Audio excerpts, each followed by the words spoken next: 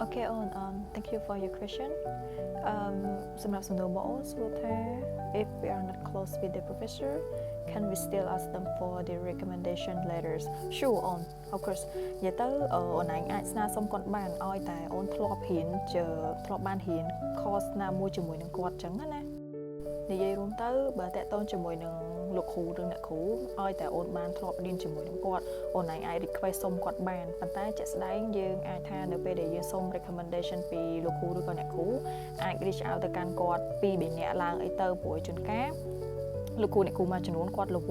ល់ច្រើនគាត់មានការងារផងគាត់ទៅបរៀនផងអញ្ចឹងវាអាចនឹង lead អញ្ចឹង application យើងក៏ប្រហែលជា lead ទៅតាមដែរបើសិនជាយើងចាំ recommendation letter របស់គាត់រៀងយូរអញ្ចឹង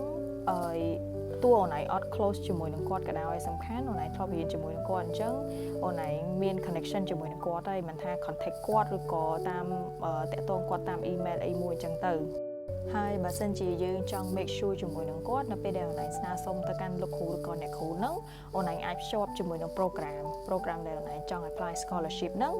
ទៅកាន់គាត់ដូចគ្នាអញ្ចឹងដើម្បីពេលដែលគាត់ទៅសេមកគឺចំ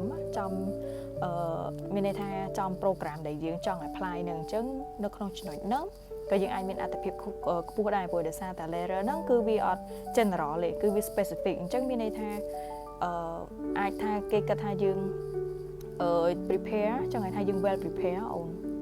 អញ្ចឹងបើសិនជាអូនធ្លាប់រៀនជាមួយនឹងលោកគ្រូណាហើយឬក៏អ្នកគ្រូណាហើយដែលអូនឯងគិតថាអូខេ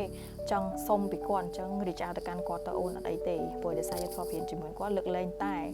អូនឯងអត់ធ្លាប់រៀនជាមួយនឹងលោកគ្រូឬក៏អ្នកគ្រូតែពីមុនមកអញ្ចឹងទៅអញ្ចឹង